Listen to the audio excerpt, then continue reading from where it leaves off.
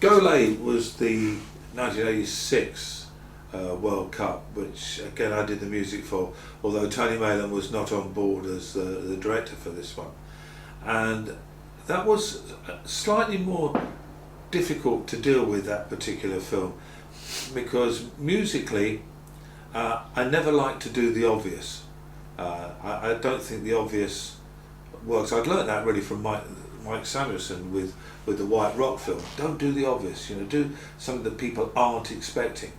So I put a lot of music together, and I remember there was one particular sequence in the film which is where they're just going around Spain looking at the sights and things, and the directors and people were adamant that it had to be Spanish music.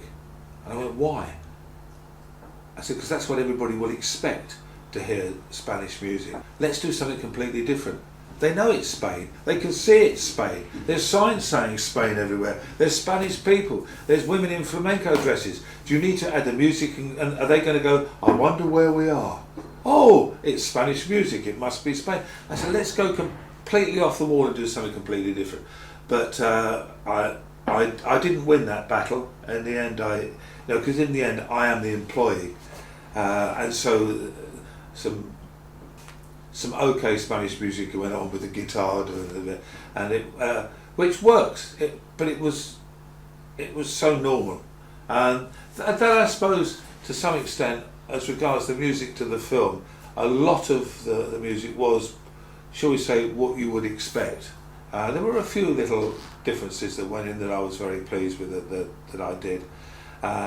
So I had more fun with that, putting the album together, because you took away from the actual film itself and then create into pieces and then create music from that. So I was pleased with the album.